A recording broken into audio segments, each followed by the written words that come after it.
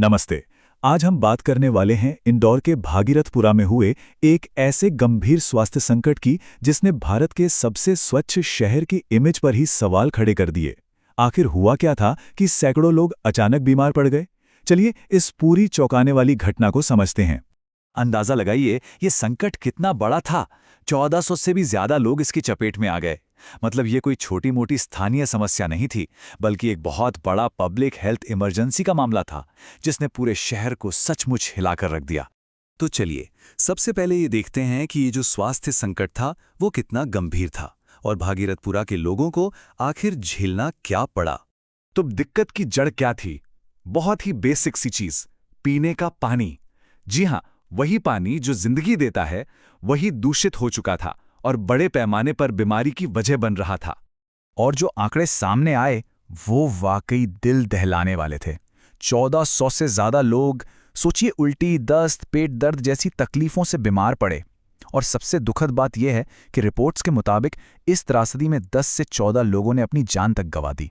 तो अब सबसे बड़ा सवाल, ये सब हुआ कैसे? और इसकी वजह तो ऐसी है कि सुनकर शायद यकीन ही ना हो। सवाल यही है कि जो साफ पानी पीने के लिए था वो जहरीला बना कैसे?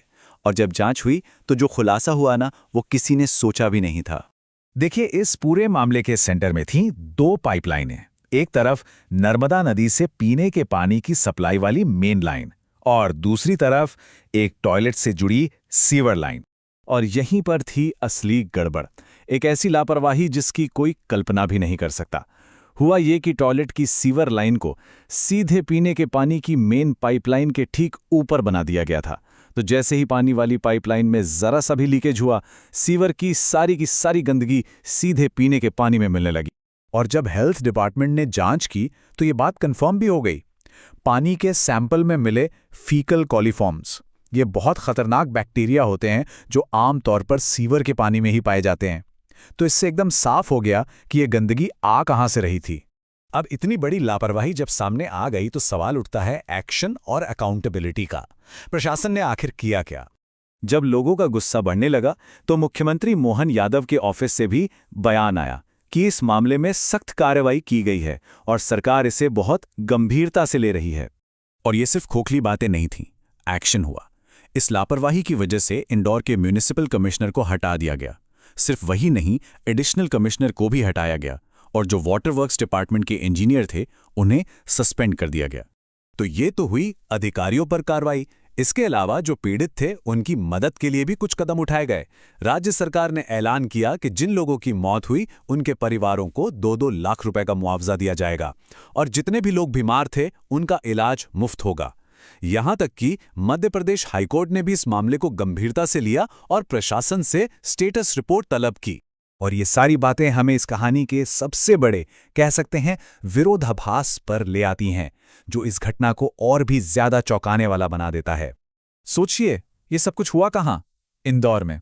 जी हां, वही इंदौर जिसे एक बार नहीं बार बार देश के सबसे स्वच्छ शहर का अवार्ड मिला है। तो ये घटना सिर्फ एक लापरवाही का मामला नहीं है, बल्कि ये शहर की जो चमचमाती इमेज है ना, उसके पीछे छिपी एक खतरनाक सच्चाई पर भी बहुत बड़े सवाल उठाती है। इस संकट के बाद एडमिनिस्ट्रेशन को वहां के लोगों के लिए सेफ्टी एडवाइजरी जारी करनी पड़ी। लोगों को साफ साफ कहा गया कि भाई, नल से जो पानी आ रहा है उसे सीधे इस्तेमाल मत करो। नगर निगम के जो टैंकर आ रहे हैं उनसे पानी लो और पानी को पीने से पहले हमेशा उबालो। और आखिर में ये हमें एक बहुत ही बुनियादी सवाल पर लाकर छोड़ देता है। कोई शहर बाहर से कितना भी साफ क्यों ना दिखे, लेकिन अगर वहां के लोगों को पीने का साफ पानी तक नसीब नहीं है तो क्या उस सफाई का कोई मतलब है? ये एक ऐसा सवाल है जिसका जवाब सिर्फ इंदौर को ही नहीं बल्कि देश के हर शहर को खोजना होगा।